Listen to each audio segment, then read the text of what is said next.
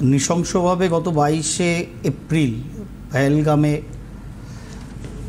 মৃত 26 জন হিন্দু, একজন ইহুদি এবং একজন পনির কেয়ারটেকার মুসলিম ভাইয়ের বিদেহী আত্মার প্রতি সশ্রদ্ধ প্রণাম নিবেদন করে আজকের অনুষ্ঠান আমরা শুরু করছি। ঘটনাবলীর যে দিশা এবং দিকমুখ এরকম হবে সেটা বোধহয় এই মঞ্চ থেকে আমরা দুপুরেও বেশ কয়েকবার আগের থেকেই বলে রেখেছি। সেদিনই দুপুরবেলা আমরা অনুষ্ঠান করে গেছি। ভাবিনি, তার কারণ হচ্ছে যে এই ঘটনাটা তো যতক্ষণ না মে মাস পেরোচ্ছে ততক্ষণ প্রবণতা ছিলই। বৈদেশিক ইনফ্লুয়েন্স দ্বারা একদম ধর্মীয় ভাবাবেগে আঘাত করা এবং আমাদের মূল ইন্টিগ্রিটিকে ধ্বংস করার যে প্রচেষ্টা হতে পারে সেটা আমরা বারংবার বলেছি। গত আমার বাংলাতেই শাসক এবং বিরোধী পক্ষের বিদেশিদের আঙুল তোলা সমগ্র মুর্শিদাবাদ জেলায় যে ছোটোর ওপর হিন্দুদের গৃহছাড়া করা হলো, মেরে ফেলা হলো, সেই ক্ষেত্রেও শাসক বিরোধী উভয়েই কিন্তু বিদেশি ইনফ্লুয়েন্সের কথা বলেছে। পার্টিকুলার বুঝে বুঝে হিন্দু নিধন হয়তো কম হয়েছে, মাত্র 2 জন ব্যক্তি হয়তো মুর্শিদাবাদে নিধন করা হয়েছে তাদের, কিন্তু বাদবাকি যা হয়েছে সেটা মানসিকভাবে সকলকেই হত্যা করা হয়েছে। সঙ্গে গৃহবাড়ি, গৃহস্থলী তো ছত্রাখান করাই হয়েছে, স্পেসিফিক্যালি হয়েছে। আর দিদি এই স্টুডিওয়ে আস্তে আস্তে হাঁপাতে হাঁপাতে উঠছে, কারণ দিদি ওপরে উঠতে গিয়ে ভুল করে লিফট দিয়ে নিচে নেমে যাচ্ছিল। আমি বললাম, কেন, আপনাকে কি কেউ কলমা পড়তে বলেছিল নাকি লিফটের মধ্যে, যে 3 তলায় উঠবেন না 1 তলায় যাবেন, ভুলে গিয়েছিলেন? তো দিদি হাসছেন। বিষয় হচ্ছে, আমাদের দিদিকে আমি পাঠিয়েছিলাম সেদিনের ঘটনার পরেই রাত্রিবেলা। গত বছর ঠিক 10ই এপ্রিল আমরা নিজেরা ঘুরতে, আমাদের 5 জন বন্ধুবান্ধবদের পুরো ফ্যামিলি 17 জন সব মিলিয়ে ওই বৈশরণ ভ্যালিতে পনির পিঠে চড়ে, মানে ওই ছোটো ছোটো খচ্চরগুলোর পিঠে চড়ে আমরা অপরূপ ওই সৌন্দর্য, মাধুর্য প্রকৃতির অনুভব করেছিলাম। সেই 10ই এপ্রিলটা গত বছর মুসলিম সমাজের খুশির ঈদ পালন ছিল। 9 তারিখ ঈদ হয়েছিল, আমরা পেহেলগাঁওয়ে ঢুকেছিলাম সেদিন। 10 তারিখ যেদিন আমরা ওই চন্দ্রমারি, বেতাব ভ্যালি সব দেখে, আমরা অ্যাকচুয়ালি আগে বৈশরণ ভ্যালি গিয়েছিলাম, মিনি সুইজারল্যান্ড। ওখান থেকে নেমে কিছুটা টিফিন করে পরে আমরা চন্দনবাড়ি এবং বেতাব ভ্যালির দিকে যাই। আমরা রুটটা উল্টো করেছিলাম। এখানে অনেকগুলো কথা না, যার ফলে মাত্র 1 বছর 15 দিন হয়েছে আজকে হিসাব করলে, মানে স্মৃতিগুলো টাটকাই বলা যায় মোটের উপর। কেউ দেশের বিভিন্ন প্রান্তে জীবনে বৈশরণ ভ্যালি যাননি, কেবলমাত্র শুনেছেন, এখন হয়তো মিডিয়ার দৌলতে তাদের লেন্সের চোখে দেখছে কি পথ দিয়ে যেতে হয়, কিভাবে যেতে হয়। ওই 6 কিলোমিটার যারা গেছেন প্রত্যেকেই জানেন। এবং আমরা যখন গত বছর দিদি অ্যাকচুয়ালি গিয়েছিলাম, তখন কিন্তু জম্মু কাশ্মীরে বিধানসভা নির্বাচন হয়নি।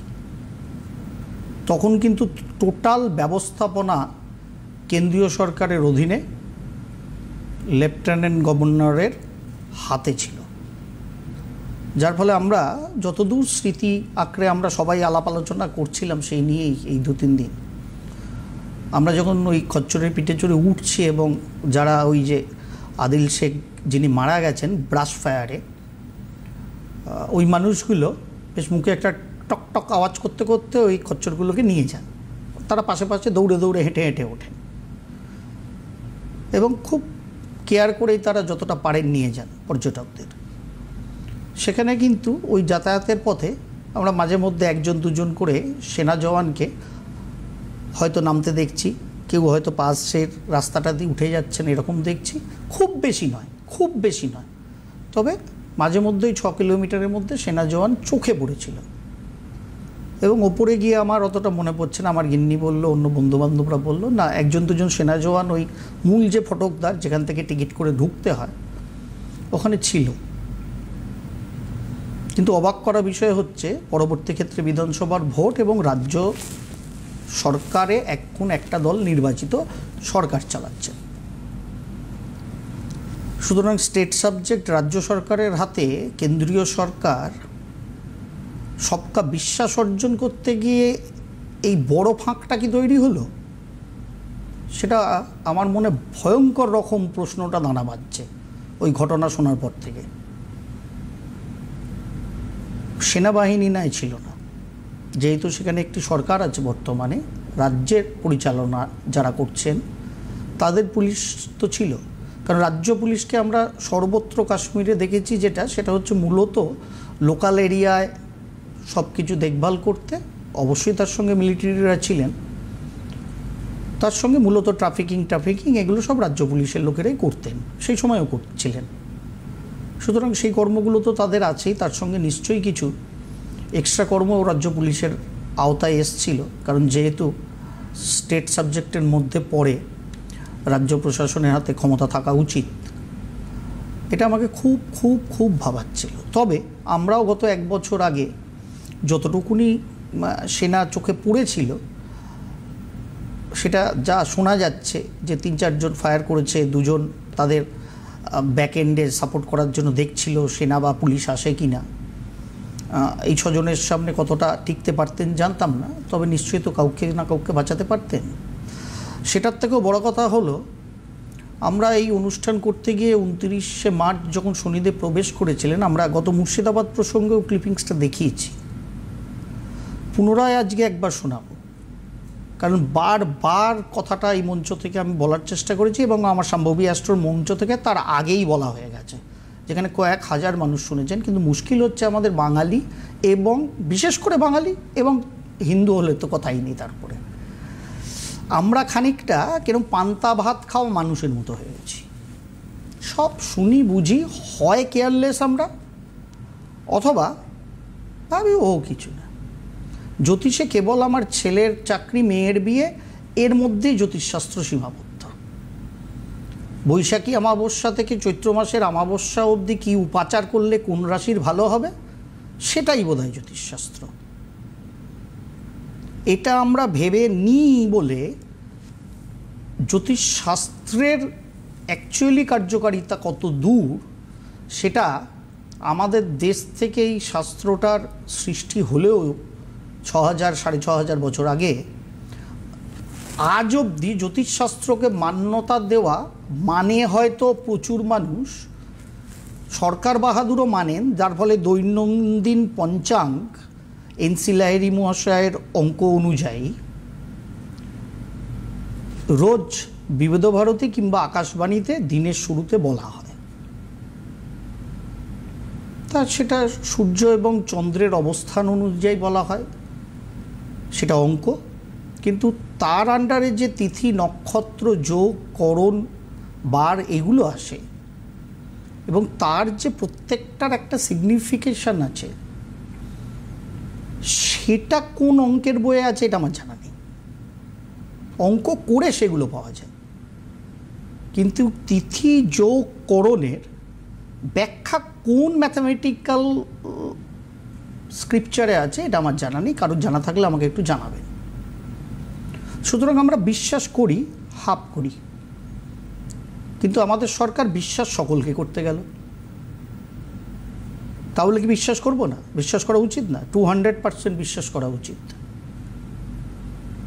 কিন্তু বর্তমান যুগ সাপেক্ষে এবং আকাশের গ্রহ নক্ষত্র সাপেক্ষে ভাবনাটা একটু ঘুরিয়ে নেওয়া আমার মনে হয় উচিত। আমি কাউকে অবিশ্বাস করব না, আমি দিদিকে অবিশ্বাস করছি না। এর মানে কি বোঝাচ্ছে আমি দিদিকে বিশ্বাস করছি? কিন্তু আমি যদি বলি দিদিকে আমি বিশ্বাস করছি, সেখানে অবিশ্বাসের কোনো প্রশ্নই উঠছে না। সন্ত্রাসবাদীর সত্যি সত্যি কোনো ধর্ম হয় না, কিন্তু স্পেসিফিক্যালি যখন হিন্দু না মুসলিম তুমি কোনজন এটা জিজ্ঞাসা করা হচ্ছে, তখন কবির লেখা কবিতার বাণীটা কিন্তু বেকার মনে হয়।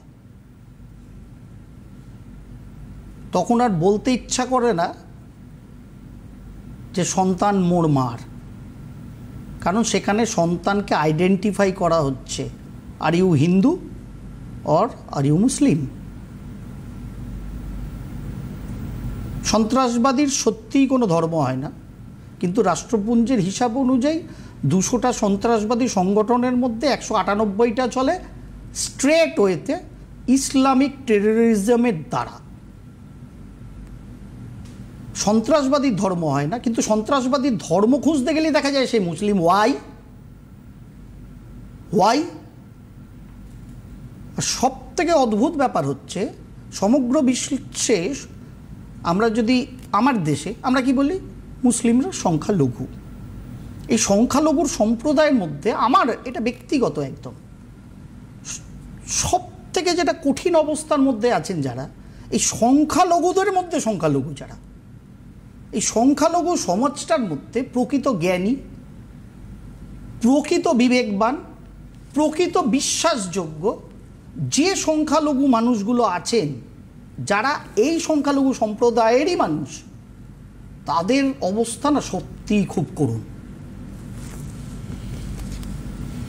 তারা না পারছেন নিজেদের সম্প্রদায়কে সঠিক দিশা দিতে, সঠিক জায়গায় পৌঁছে দিতে,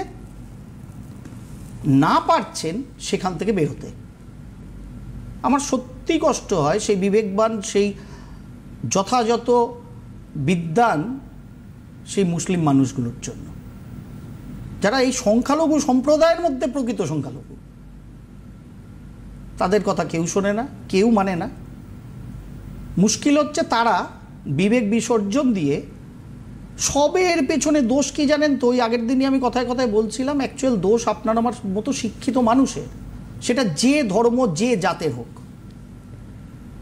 আমরা যখনই রাজনীতির মূল প্রবাহে গা না ভাসিয়ে নিজেরা অ্যাভয়েড করি, কেবল ভোট দিই, গণতন্ত্রের সবথেকে বড় দেশ আমরা, এইটাকে খালি প্রমাণ করার জন্য, তখনই যে ভ্যাকুমগুলো তৈরি হয়, সেখানে সব থেকে বেশি তোলাবাজরা ঢোকে, অশিক্ষিতরা ঢোকে, নিজেদের কাজ কারবার গুছিয়ে নেওয়ার লোকেরা ঢোকে।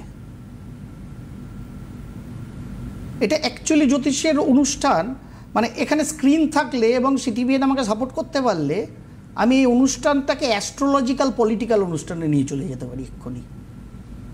এবং যেটা কালকে ভারতবর্ষের অন্যতম সেরা মিডিয়ার অন্যতম নামকরা সাংবাদিক শির ফুলিয়ে বলছেন, দিদিকে আমি পরশু দিন রাত্রিবেলা সেটা পাঠিয়েছি। হ্যাঁ একদমই, একেবারেই তাই।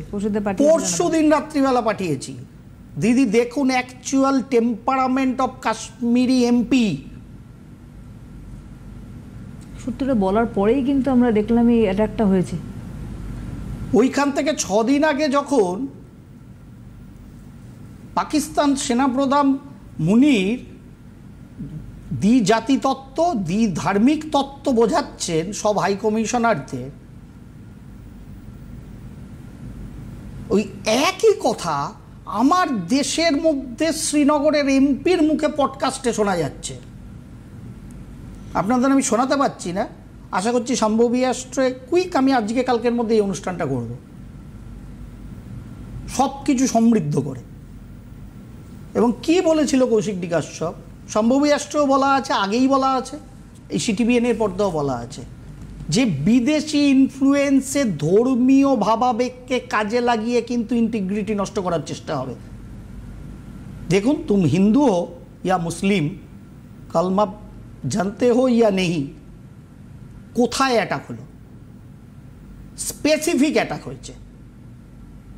এটাকে অস্বীকার করে চোখ বন্ধ করে থাকা মানে শুধু হিন্দুরা জলাঞ্জলি যাচ্ছি তাই নয়। যদি আমরা এখনো বিশ্বাস করি যে আমাদের সঙ্গে থাকা প্রত্যেকটা ধর্মজাতের মানুষকে আমরাই নিয়ে চলছি ভারতে এবং চলবো, তাদেরও জলে ফেলছি। এই ভাবনাটা আমাদের ভাবার প্রয়োজনীয়তা আছে। তার কারণ গ্রহযোগ এরকম। সামনে বৈশাখী অমাবস্যা, কি উপাচার করলে কোন রাশির ভালো হবে শুনতে শুনতে আপনারা ক্লান্ত। পাকিস্তানের মিথুন রাশি, এই বৈশাখী অমাবস্যায় মিথুন রাশির কোন উপাচারে ভালো হবে দয়া করে একটুখানি নওয়াজ শরীফকে, সব থেকে বড় ফ্যালাসি এটা, যে সব থেকে চোর জোচ্চোর তার নাম শরীফ।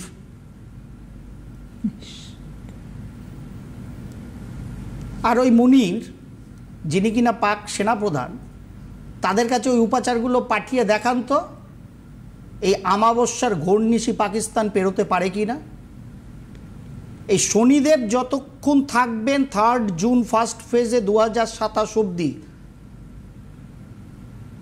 অন্য মিডল ইস্ট কান্ট্রিতে তো শাসক বা রুলিংয়ের পরিবর্তন হতেই পারে, পাকিস্তানও 4 টুকরো হবে, হবেই, মানে প্রসিডিউর স্টার্ট হবেই হবে। তবে সব থেকে বেশি আবার কিন্তু আপনাকে আমাকে বাংলার মানুষদের থাকতে হবে।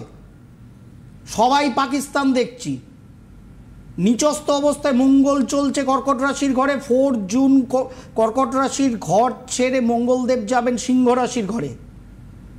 তার আগেই ওখানে 29শে মে আমার মতে ট্রু রাহুকেতু হিসাবে, যারা মিন রাহুকেতু মানেন তাদের হিসাবে 19শে মে সিংহ রাশির ঘরে কিন্তু কেতুদেব আগেই চলে যাবেন। সুতরাং 4 জুন থেকে যখন মঙ্গল এবং কেতু সিংহ রাশির ঘরে ঢুকবে, তার মধ্যে আগামী 27 তারিখ থেকে যদি যুদ্ধের দামামা বেজে যায়, তাহলে ওই সময় আমি নতুন 2025 প্রবেশের সময়ও বলেছিলাম, আমাদের কাছে অনেক বেশি অ্যালার্মিং চায়না পাকিস্তানের থেকে বাংলাদেশ। এবং বাংলাদেশ যখনই অ্যালার্মিং জায়গায় থাকবে, সব থেকে বেশি টেরিফিক অ্যালার্মিং জায়গায় আমরা পড়ব, তারা বাংলার মানুষ। এখনও যদি ঘুমাই, কারণ শিক্ষা খেয়েছি, শাস্ত্র খেয়েছি, মনন খেয়েছি, সমাজ ব্যবস্থা খেয়েছি, সংস্কৃতি খেয়েছি, সব খেয়ে ফেলেছি আমরা। সিদ্ধারা বলে কিচ্ছু অবশিষ্ট নেই। এরপরে কেউ কালমা পড়তে বলুক চাই না বলুক, আপনি আমি মানুষ হিসাবে বেঁচে থাকতে পারবো কি না, সেই জায়গায় আপনাকে আমাকে যথেষ্ট যথেষ্ট যথেষ্ট সজাগ হতে হবে 4 জুন অনওয়ার্ডস। এটা মাথায় রাখবেন। অ্যাস্ট্রোলজিক্যাল পয়েন্ট অফ ভিউ থেকে বলছি, আমার দেশ সাপেক্ষে বলছি, স্বাধীন ভারতের কুণ্ডলী সাপেক্ষে বলছি, পাকিস্তানের কুণ্ডলী সাপেক্ষে বলছি। সুতরাং এইটাকে মাথায় রাখবেন। বৈশাখী অমাবস্যায় কি উপাচার করলে আপনার কপাল ঘুরবে, যে সমাজে শিক্ষিত মানুষরা চাকরি করতে করতে চাকরি চলে যায়, যাদের সে কুকুরকে ছুঁড়ে দেওয়া রুটির মতো 31শে ডিসেম্বর অবধি বলা হচ্ছে মাইনে তো আমরা করিয়ে আনলাম, 1 জানুয়ারি 2026 থেকে ওই রুটিগুলো আর আমরা ছুঁড়ব না, সেই রাজ্যের অর্থনৈতিক ব্যবস্থা, অর্থনৈতিক অবস্থা আগামী দিনে কি হতে চলেছে, যারা বড় বড় ইংরাজি মিডিয়াম স্কুলে পড়েন না বা পড়ান ছেলে মেয়েদের, একটুখানি ড্রয়িং রুমে এসি চালিয়ে মাথাটাকে ঠান্ডা করে টিভির পর্দায় সোশ্যাল মিডিয়ায় চোখ না রেখে চোখটা বন্ধ করে ইন্ট্রোস্পেকশন করবেন। তাহলে বুঝতে পারবেন আপনি আমি সুবর্ণাদি কোন পর্যায়ে কোন জায়গায় দাঁড়িয়ে আছি, যে ধর্মেরই যে জাতেরই মানুষ আমরা হই না কেন পশ্চিমবঙ্গে। সুতরাং এই যে পেনিট্রেশন বৈদেশিক শক্তির দ্বারা ধর্মীয় ভাবাবেগকে কাজে লাগিয়ে, এটাকেই বলা হয় অ্যাস্ট্রোলজি। কিন্তু আমাদের সৌভাগ্যের অভাব, দুর্ভাগ্য কথাটা বলতে আমি নারাজ, তাই আজ অবধি 6500 বছর ধরে বৈদিক যুগ থেকে এই জ্যোতিষশাস্ত্র দিশা এবং দিক নির্ণয় করছে, কিন্তু আজ অবধি আমাদের কোনো ধরনের সরকার সে হিন্দু মনস্ক হোক আর কি একটা সাপে খায় না ব্যাঙে খায় জানি না, সাম্প্রদায়িক সম্প্রীতির মোড়কে মোড়া কোনো দলের সরকারই হোক, কেউ অ্যাস্ট্রোলজি সাবজেক্টটাকে সেই রাজজ্যোতিষীর মতো করে প্রয়োগ করার চেষ্টা করল না। তাহলেই তো জোন বোঝা যেত, তাহলেই তো লুফলসগুলো বোঝা যেত, তাহলেই তো টাইমিংগুলো বোঝা যেত। আমার মতো ছেদ অল্প বিদ্যা ভয়ঙ্করী একটা জ্যোতিষী যদি এই কথাগুলো বলে দিতে পারে, আমার দেশে এক্সেবারকার এক জ্যোতিষশাস্ত্রী আছেন যাদের পায়ের ধুলো নখের কোণার যোগ্যতা আমার নেই।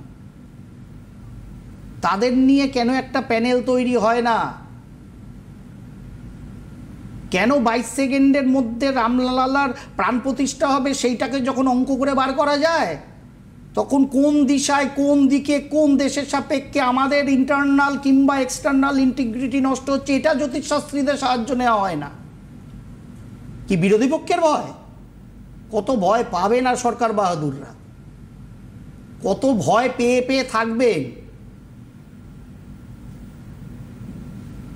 যখন দেশের ভালো হবে, বাই ডিফল্ট দশের ভালো হবে। সেখানে যে কলমা পড়তে জানে তারও ভালো হবে, যে পড়তে জানে না তারও ভালো হবে। সুতরাং কলমা পড়ারটা, আমরা কি কলমা পড়েছিলাম সেটা একবার শুনে নিই আরেকবার, 29শে মার্চের আগের অনুষ্ঠানে। সেটা শুনলে আরও স্পেসিফিক বোঝা যাবে।